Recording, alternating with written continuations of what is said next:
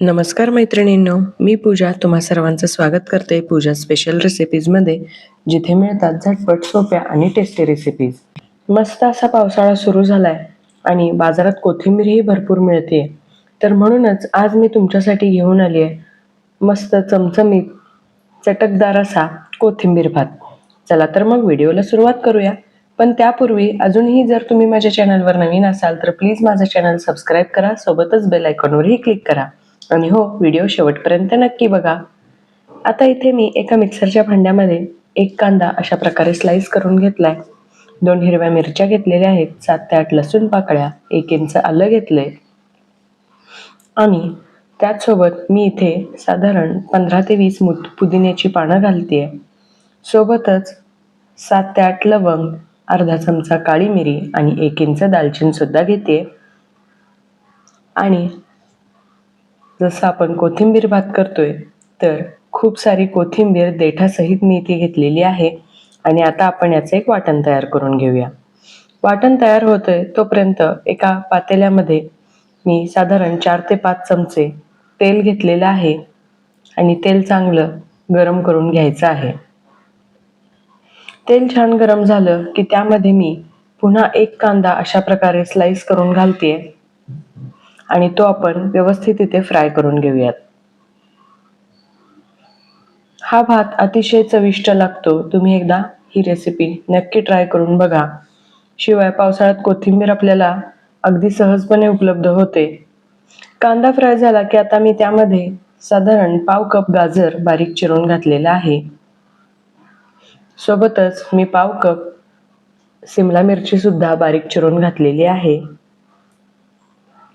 आणि या साऱ्या भाज्या आपण फ्राय करून घ्यायच्या आहेत. आता मी इथे घालतेय साधारण अर्धा कप मटार. जर तुमच्याकडे मटार अवेलेबल नसतील तर तुम्ही सुके मटार सुद्धा भिजवून घालू शकता. आता मी घालते 15 ते 20 काजू. जर तुमच्याकडे यातील कोणता घटक उपलब्ध नसेल तर तो तुम्ही स्किप सुद्धा करू शकता. आणि हे सारं फ्राय झालं की यामध्ये मी घालतेय एक बारीक चिरलेला टोमॅटो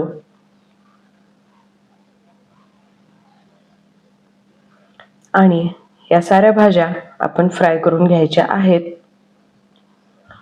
आपलं आता हे हिरवं वाटण सुद्धा मस्त असं तयार झालेलं आहे. पाण्याचा वापर न करता मी इथे हे बारीक केलेलं आहे. तुम्ही हवं तर थोडंसं गरजेनुसार पाणी वापरू शकता. आता आपल्या साऱ्या भाज्या फ्राय झाल्यात. आता इथे मी साधारण 2 कप लांब बासमती तांदूळ घेते आणि हा आपण तांदूळ फ्राय करून घ्यायचा आहे. व्यवस्थित तेलावर परतल्यानंतर याचा प्रत्येक एक शीत छान मोकळा होतो आणि भात पटकन शिजायला सुद्धा मदत होते.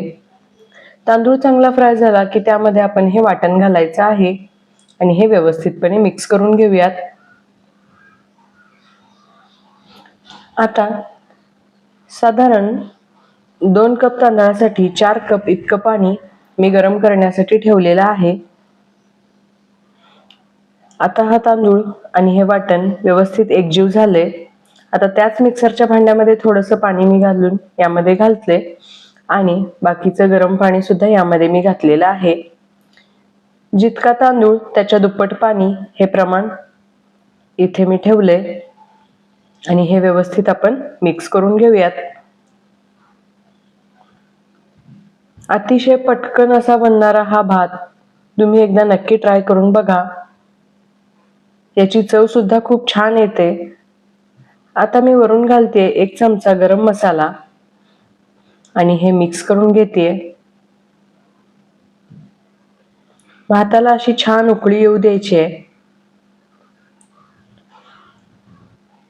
छान उकळी आल्यानंतर याचा वास अजूनच खमंग येतोय.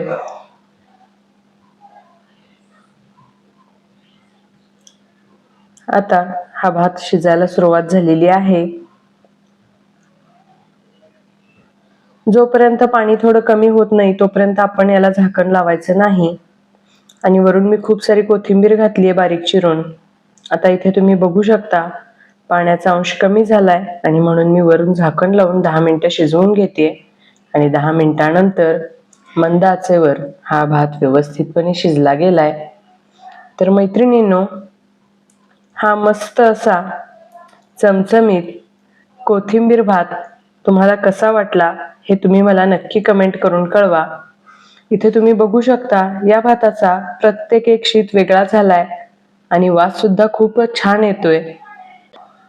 मस्त असा पावसाळा स्पेशल चटपटीत कोथिंबीर भात तुम्ही नक्की ट्राय करा आणि तुम्ही तयार केलेल्या या भाताचे फोटोज मला इंस्टाग्रामवरती नक्की शेअर करा. व्हिडिओ जर आवडला असेल तर तुमच्या फ्रेंड्स आणि फॅमिली सोबत शेअर करा. व्हिडिओला एक लाईक नक्की द्या आणि पुन्हा भेटू अशाच एका मस्त चमचमीत छान रेसिपी सोबत. तोपर्यंत बाय. व्हिडिओ पूर्ण पाहिल्याबद्दल धन्यवाद.